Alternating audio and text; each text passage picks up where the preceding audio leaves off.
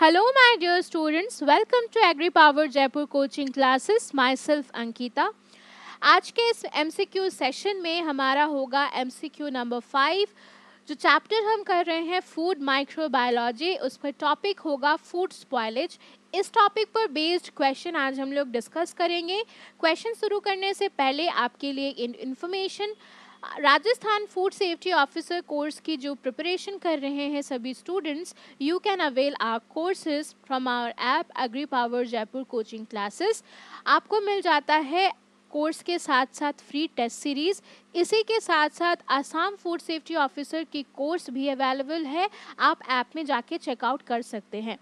App download करने के लिए आपको प्ले स्टोर में जाकर के सर्च करना है एग्री पावर जयपुर कोचिंग। वहाँ पर आपको प्ले स्टोर में हमारा ऐप मिल जाएगा। You can download it and see the free contents and the demo classes, and if you like the content of our तो you can enrol yourself, right. So चलिए अब शुरू करते हैं हमारा आज का क्लास। सभी क्वेश्चंस को हम लोग बहुत अच्छे से समझेंगे, साथ ही साथ इसकी डिटेल एक्सप्लेनेशंस को भी कवर करेंगे। Now let's start. Microbial food spoilage may be defined as, पहला क्वेश्चन आपसे पूछा जा रहा है कि माइक्रोबियल फूड स्पॉइलेज क्या होता है। How can you define it? Contamination of food by the growth and enzymatic activity of microbes, biological process that causes degradation or decomposition of the food item, microbial growth and activity that brings undesirable changes in food। देखो, microbial food spoilage का मतलब क्या है। एक तो हम लोग food spoil क्यों हो रहा है, माइक्रोबियल टर्म है, यानी कि माइक्रो ऑर्गेनिजम्स के वजह से जो है फूड में कंटामिनेशन आया है और वो फूड कंटामिनेटेड हो चुका है।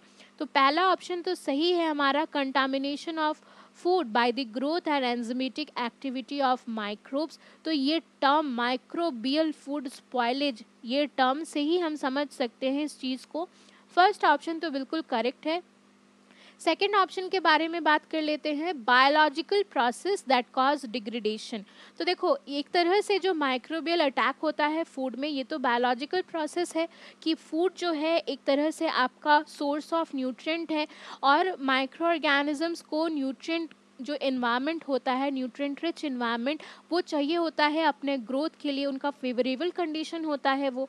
सो बायोलॉजिकल प्रोसेस तो है ही, और साथ ही साथ अगर फूड कंटामिनेट हो रहा है यानी कि उसकी क्वालिटी डिटोरिएट कर रही है, which says about the degradation of the food, तो ये ऑप्शन भी हमारा बिल्कुल करेक्ट है। थर्ड ऑप्शन देखो, microbial growth and activity that brings undesirable changes in food.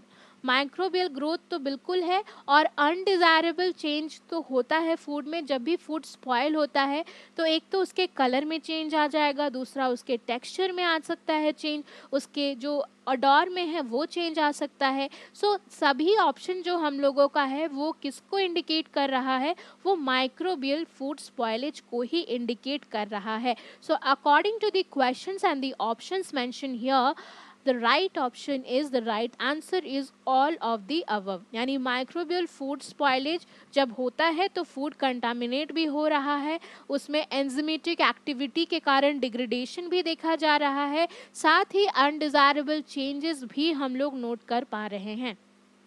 Clear? Next question,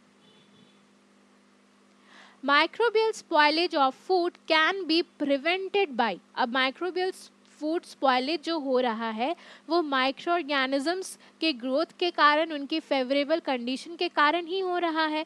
उनके फेवरेबल कंडीशन को अगर हम लोग रेस्ट्रिक्ट करते हैं या फिर प्रोहिबिट कर देते हैं तो हम लोग प्रिवेंट कर सकते हैं स्पॉइलेज को। तो now let's read the option. Poor sanitary condition, increasing moisture content, lyophilization and increasing water activity. तो पुअर सैनिटरी कंडीशन कभी भी कोई भी स्पॉइलेज को प्रिवेंट नहीं कर सकता है। हम लोग food safety FSMS food safety management system पढ़ते हैं बार बार फूड में, हाइजीन मेंटेन करने के लिए, इसकी सैनिटरी कंडीशन को गुड करने के लिए। तो यहाँ अगर पुअर के बदले आपका गुड लिखा रहता तो ये ऑप्शन सही होता, बट क्योंकि पुअर सैनिटरी कंडीशन लिखा है तो ये ऑप्शन गलत हो रहा है। इंक्रीजिंग मॉइस्चर कंटेंट, देखो मॉइस्चर कंटेंट जब जब ज़्यादा होगा ना, तब तब माइक्रोबियल अटैक भी फूड में ज़्यादा होगा, क्योंकि माइक्रो ऑर्गेनिजम्स के ग्रोथ के लिए हाई मॉइस्चर कंटेंट रिक्वायर्ड होता है। तो हाई मॉइस्चर कंटेंट ऑप्शन भी गलत है हमारा। लायोफिलाइजेशन, देखो लायोफिलाइजेशन जो टर्म है इसको हम लोग एक और नाम से जानते हैं, which is freeze drawing.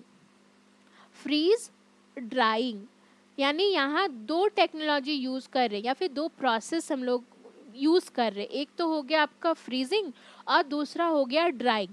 Freezing करने के बाद हम लोग क्या करते हैं, उसको वैक्यूम में रखते हैं और ड्राई करते हैं, यानी मॉइस्चर को कट डाउन करते हैं। बेसिकली जो सब्लिमेशन का प्रोसेस होता है वो इसमें देखा जाता है। इसके कारण क्या हो रहा है, जो वाटर जो है उसको हम लोग, वाटर कंटेंट जो फूड में है इसको हम लोग क्या कर रहे हैं, कट डाउन कर रहे हैं। और वाटर कंटेंट कट डाउन करने के साथ साथ माइक्रोबियल अटैक को भी कट डाउन कर रहे हैं। So this is one of the option जो कि हाँ इससे रिलेटेड है, प्रिवेंशन से रिलेटेड है। अब लास्ट ऑप्शन की अगर बात करें, इंक्रीजिंग वाटर एक्टिविटी, तो भाई वाटर एक्टिविटी भी बढ़ेगा अगर, तो माइक्रो ऑर्गेनिजम्स की ग्रोथ बढ़ेगा, क्योंकि वाटर एक्टिविटी का डेफिनेशन क्या होता है, amount of water required for the micro organism to show its biological activity. तो अगर हम लोग वाटर एक्टिविटी को बढ़ा दे रहे तो उनकी एक्टिविटी को हम लोग क्या कर रहे हैं, फेवर कर रहे हैं, फेवरेबल कंडीशन प्रोवाइड कर रहे हैं। So this option is also wrong. According to the question, lyophilization is the option. By the method of lyophilization, you can prevent microbial food spoilage. ठीक, क्लियर हो गया। अब हम लोग बढ़ते हैं आगे। Choose the mismatched pair. देखो यहाँ पर दिया है आपका कुछ process, proteolysis, fermentation, food fermentation हो गया, प्रोटियोलाइसिस यानी प्रोटीन्स का ब्रेकडाउन होता है। तो ये कुछ टर्मिनोलॉजीज है, और इस टर्मिनोलॉजीज से रिलेटेड जो माइक्रो ऑर्गेनिजम्स रिस्पॉन्सिबल है ये इस साइड में लिखा हुआ है। तो आपको बताना है कि मिसमैच पेयर कौन सा है, यानी प्रोटियोलाइसिस कॉज करने वाला micro organism proteolytic micro organism है। अगर है तो ये पेयर जो है वो सही है, और अगर नहीं होता तो पेयर गलत है। ठीक है, क्वेश्चन समझ में आया। अब हम लोग पढ़ते हैं सभी ऑप्शंस को। Proteolysis by proteolytic micro organism, yes this is the correct match. Proteolysis is always done by the proteolytic micro organism. Fermentation by lipolytic microorganism, no, fermentation is not done by lipolytic microorganism। तो किसके द्वारा होता है, बात करते हैं आगे। Rancidity is caused by lipolytic microorganism, yes rancidity is caused by lipolytic microorganism, क्योंकि जो हमारा rancidity होता है वो होता है लिपोलाइसिस के कारण। किसके कारण होता है, लिपोलाइसिस, यानी लिपिड्स का हाइड्रोलिसिस होके फैटी एसिड्स एंड ग्लिसरॉल में कन्वर्ट हो जाना। तो लिपोलाइसिस से lipolytic micro organism, lipolytic micro organism, relatable. Last option, fermentation is by fermentative microorganism, it is also relatable। so ये भी ऑप्शन हमारा क्या है, सही पेयर है। fermentation हमेशा होगा fermentative microorganism से, not lipolytic organism, इसलिए ये जो है ये mismatch पेयर है। Clear. Next question, bacteria do not grow at the pH, यानी बैक्टीरिया के ग्रोथ के लिए अनफेवरेबल कंडीशन। ये क्वेश्चन किसको इंडिकेट कर रहा है, unfavourable condition for the growth of bacteria. Unfavourable condition क्या है, above 4.5, below 4.5, above 5.5, below 5.5. So bacteria do not grow at the pH below 4.5, ठीक है। बट बिलो 4.5 क्या होता है, below 4.5 moulds and east grow, mould and east can grow. ये सभी topic हम लोग ऑलरेडी डिस्कस कर चुके हैं और ऐप में कंटेंट भी अपलोड हो चुका है और कंटेंट के अकॉर्डिंग ही क्वेश्चंस आपको प्रैक्टिस करवाया जा रहा है ताकि हर एक टॉपिक आपको बेस्ट हो सके, आपको बहुत अच्छे से हर एक टॉपिक का रिवीजन हो सके। नेक्स्ट क्वेश्चन में बढ़ने से पहले Assam food safety officer course की जो फीचर्स है उसके बारे में एक बार मैं आपको बता दूं। तो according to this syllabus you are going to get the recorded video lectures of each topic. साथ ही साथ आपको मिल जाता है e notes which you can printable है। ये क्वेश्चन प्रैक्टिस करवाया जाएगा आपको हर एक टॉपिक का, ताकि जो भी क्वेश्चन उस पर्टिकुलर टॉपिक से पूछे जाते हैं वो आप जान सको। साथ ही साथ नए नए क्वेश्चंस जो पूछे जाने के चांसेस है उसका आपको एक आइडिया हो सके। ठीक जैसे अभी आपको हर एक क्वेश्चन का एक्सप्लेनेशन दिए जा रहा है, ठीक वैसा ही आपको हर क्वेश्चन का एक्सप्लेनेशन मिलेगा, ताकि एक क्वेश्चन में जितने भी ऑप्शंस हो सब कुछ आपको क्लियर हो, सब कुछ रिलेटेबल इन्फॉर्मेशन आपको दिया जा सके। Time to time content upload हो रहे हैं ऐप में, ताकि एग्ज़ाम डेट अनाउंस होने से पहले जो है आपको सिलेबस कंप्लीट करवा दिया जा सके, ताकि आपको रिवीजन का टाइम मिले। डाउट सेशन प्रोवाइड किया जा रहा है। आपको कोई भी टॉपिक में डाउट हो तो you can clear your doubt, you can ask question to us. Course को डाउनलोड परचेस करने के लिए आप डाउनलोड कर सकते हैं app Agri Power Jaipur coaching. Play Store में जाकर आप ऐप डाउनलोड करिए। आपको कोर्स का कुछ कंटेंट्स आपको मिल जाता है फ्री कंटेंट में, डेमो सेशन आपको मिल जाते हैं, क्वेश्चन प्रैक्टिस आपको मिल जाते हैं। तो आप वहाँ पर क्लासेस को अटेंड करिए, फिर डिसाइड करिए क्या आपके लिए बेस्ट है और क्या नहीं।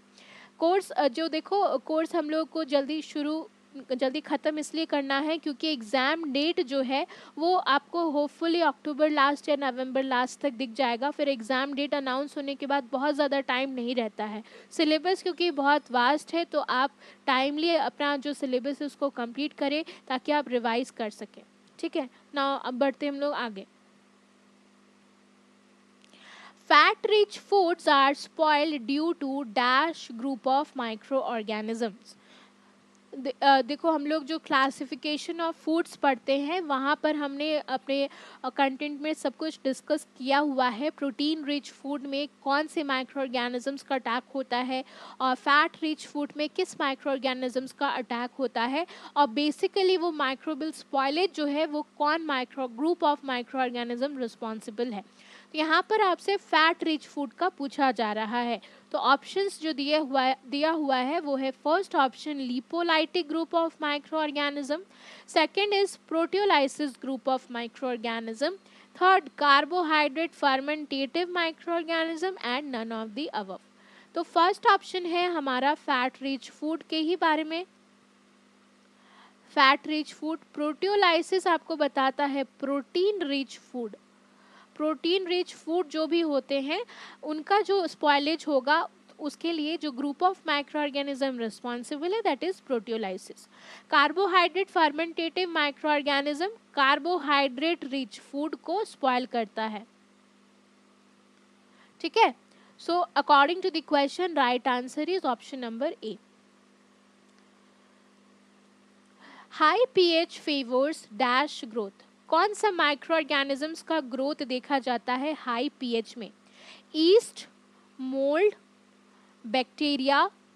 Option number D both B and C, मतलब बोथ मोल्ड एंड बैक्टीरिया। तो देखो अभी एक क्वेश्चन हमने किया था ना कि बैक्टीरिया 4.5 के नीचे पीएच में ग्रो नहीं करता है, यानी उस क्वेश्चन से हम लोग क्या समझ सकते हैं कि बैक्टीरिया के ग्रोथ के लिए हाई पीएच रिक्वायर्ड है। सो यहाँ पर जो आंसर आपका जाएगा वो है बैक्टीरिया। और ये हाई पीएच पे बैक्टीरिया जो फूड को स्पॉयल करता है वो नॉन एसिडिक फूड ग्रुप को स्पॉयल करता है। जो भी फूड नॉन एसिडिक टाइप के होते हैं उसका स्पॉयलेज करता है, non acidic food spoilage. Next question, for the growth of moulds the required sugar concentration is. Percentage में आपसे पूछा जा रहा है कि कितना परसेंटेज शुगर रिक्वायर्ड है, उसका कंसंट्रेशन कितना रिक्वायर्ड है for the growth of mould. 50%, option number B 60%, option number C 65 to 70% and option number D 55%। तो मोल्ड के ग्रोथ के लिए जो शुगर कंसंट्रेशन रिक्वायर्ड होता है that is 65 to 70%, and 50% sugar concentration में जो है वो ईस्ट एंड बैक्टीरिया का ग्रोथ होता है। Clear? Next question, physical characteristics change in colour of food is due to. ये क्वेश्चन बहुत इंपॉर्टेंट है, इससे रिलेटेड क्वेश्चन पूछा भी जा चुका है ऑलरेडी। सो इस चीज़ को अच्छे से समझना। हम लोग जो माइक्रोबियल फूड स्पॉइलेज है उसको दो चीज़ों में हम लोग बता सकते हैं, एक तो केमिकल बेसिस पे और एक आपका होता है फिजिकल कैरेक्टरिस्टिक्स बेसिस पे, केमिकल कॉम्पोजिशन के बेसिस में और फिजिकल कैरेक्टरिस्टिक्स। ठीक है, तो यहाँ जो कैरेक्टरिस्टिक्स मेंशन है that is change in colour. Physical characteristics में हम लोग बात करते हैं किन किन बारे में, पहले वो समझ लो। फिजिकल कैरेक्टरिस्टिक्स, फिजिकल कैरेक्टरिस्टिक्स में एक तो होता है आपका चेंज इन टेक्सचर, जो फूड का टेक्सचर है वो चेंज हो जाता है। उसके बाद हो गया आपका चेंज इन कलर, जो चीज आपसे पूछा है इस क्वेश्चन में। थर्ड होता है चेंज इन अडोर, मतलब उसकी जो स्मेल है वो चेंज हो जाती है। और साथ ही आपका होता है कुछ स्लाइमीनेस जैसा, एक फिल्म कवर जैसा अपीयर होना, फिल्मी कवर या फिर फिल्म कवर जैसा अपीयर होता है फूड में। ये सभी फिजिकल कैरेक्टरिस्टिक्स है जो बताता है माइक्रोबियल स्पॉइलेज को इंडिकेट करता है। किसको क्या बताता है? माइक्रोबियल स्पॉइलेज को इंडिकेट करता है। तो चेंज इन टेक्सचर जो होता है that is due to the accumulation of microbial cells. जो भी आपका माइक्रो ऑर्गेनिज्म रिस्पॉन्सिबल है, बैक्टीरिया रिस्पॉन्सिबल है, उनका एक्यूमुलेशन के कारण, माइक्रोबियल सेल्स के एक्यूमुलेशन के कारण क्या होता है? Change in texture. जो ये फर्स्ट ऑप्शन आपका बता रहा है टेक्सचर चेंज के बारे में। ठीक है, oxidation of nitrogenous compounds, sulphides, organic acids etcetera by microbial enzyme, ये आपका बताता है चेंज इन टेस्ट। टेस्ट का चेंज हो जाना किसके कारण होगा? Oxidation of nitrogenous compound, change in taste and odour, यानी उसकी जो स्मेल है वो चेंज हो जाती है। Tissue degradation, tissue degradation is also due to the change in texture, change in texture. और chlorophyll breakdown and mycelial growth जो होता है that changes the colour of the food, change in colour. ठीक है, ये वाला जो ऑप्शन है that is right, change in colour. अगर फूड का कलर जो है वो चेंज हो रहा है, वो क्यों हो रहा है? क्लोरोफिल ब्रेकडाउन और माइसेलियल ग्रोथ के कारण। इस क्वेश्चन को बहुत अच्छे से याद रखना और चीज़ को एक जगह पर आराम से लिख करके रख लेना। ऑलरेडी मैं तो क्लास में समझा चुकी हूँ चीज़ों को, so nothing to worry about it. Question number 9, dash food item can be stored for a longer period of time and have long shelf life। तो फूड में हम लोग फूड की कैटेगराइजेशन के बारे में पढ़े हैं, उसमें perishable food, non perishable food और सेमी पेरिशेबल फूड, हम लोग तीनों ही जो क्लासिफिकेशन है उसको समझे हैं। और लास्टली जो है प्रोप्रिएटरी फूड। तो पेरिशेबल फूड क्या होता है आपका? जिसका शेल्फ लाइफ कम होता है, क्योंकि इसमें जो वाटर कंटेंट होता है वो ज़्यादा होता है। मैं नीचे यहाँ पर एक्सप्लेनेशन लिख देती हूँ so that there will be no confusion. जो पेरिशेबल फूड है उसका वाटर कंटेंट जो है वो होता है high.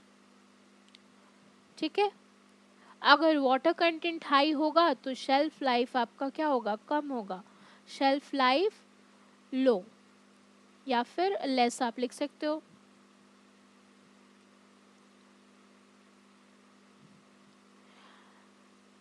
Non perishable food item जो है इसका शेल्फ लाइफ ज़्यादा होता है, क्योंकि इसका वाटर कंटेंट जो आपका है, वाटर कंटेंट आपका लो होता है, तो लॉन्गर शेल्फ लाइफ आपका इसमें देखा जाता है।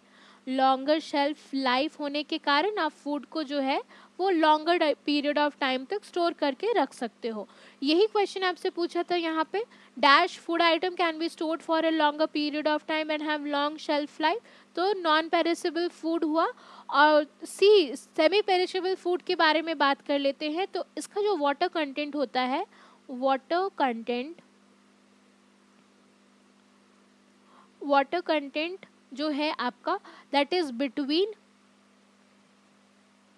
Perishable and non perishable food. जितना पेरिशेबल फूड और नॉन पेरिशेबल फूड का होता है उसके बीच में रहता है water content non perishable food का, ठीक है, एंड नॉन पेरिशेबल।